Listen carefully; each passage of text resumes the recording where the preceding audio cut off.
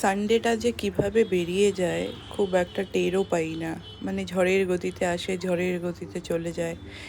তেমনই মাসটাও দেখতে দেখতে কেমন শেষ হয়ে গেল। হ্যালো এভরিওয়ান, কেমন আছো সবাই? আমি সুবর্ণা, আমার একটি নতুন ব্লগে তোমাদের সকলকে স্বাগত জানাই।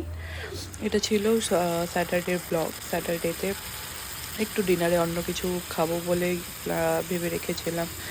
যদিও নিরামিষ কখনো খাই, কখনো খাই না, তো সেরকম কিছু ছিল না বলে তো নিরামিষ আমরা খাইনি। তো ভাবলাম কি খাওয়া যায়, তো একটু ভেজ বিরিয়ানি করব ভেবেছিলাম। যেহেতু এখন শীতের একটা আমেজ পড়েছে, সবজিও সব পাওয়া যাচ্ছে তার জন্য। তো সেই রকম ভেবেই কাজটা করলাম যে ঠিক আছে একটুখানি একদম খুব সিম্পলভাবে বানাবো। খুব একটা যেরকম দোকানে বানায়, খুব জলের যে একটা সেন্টের যে গন্ধ থাকে বিরিয়ানি, সেরকম অতটা করব না, নর্মাল পদ্ধতিতে একটা করব। তো ভেজ বিরিয়ানি বানিয়েছিলাম। আর সাথে কি করব তার জন্য দুদিন আগে না একজন কন্টেন্ট ক্রিয়েটার দাদার একটা ভিডিও দেখছিলাম। তিনি তার ভিডিওতে তার বাবার আবদারে বানিয়েছিল কলা পাতায় চিংড়ি পাতুরি। তো ভাবলাম আজকে সেটাই ট্রাই করি। তো তেমনটারভাবেই কাজ করে সব কিছু অর্ডার দিয়ে দিয়েছিলাম। যেহেতু কলা পাতাটা আমার এখানে সচরাচর দেখিও না আর পাওয়াও যায় না, বাট এমনই কলা পাতা তারা পাঠিয়েছিল যে সেটা কিছু করারই ছিল না।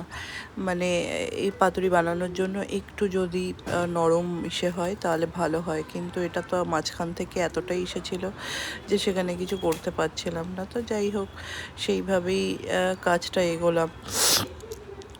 তো কলা পাতা এখানে আমি চিংড়িটা সব ম্যারিনেট করে নিয়েছিলাম আগে থেকেই। তো চিংড়িতে বিশেষ কিছু দিইনি, নারকেল ছিল, সাদা সর্ষে, কালো সর্ষে, আর সাথে একটুখানি নুন আর হলুদ দিয়েছিলাম, আর একটু কাঁচা সর্ষের তেল দিয়েছিলাম। সেটা দিয়ে ম্যারিনেট করে রেখে দিয়েছিলাম অনেকক্ষণ।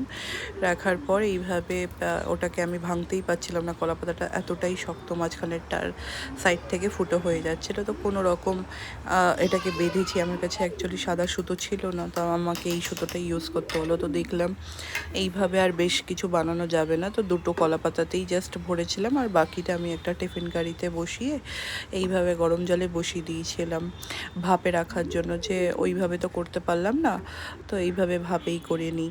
তো করার পর এটা এখানে বসিয়ে দিয়েছি। তো তার সাথে ফিশ ফ্রাইটাও ভেজে নিলাম। ফিশ ফ্রাই সব কিছুই রেডি করে রেখে দিয়েছিলাম আগে থেকে। তোমরা যদি কেউ রেসিপি চাও তো বলো।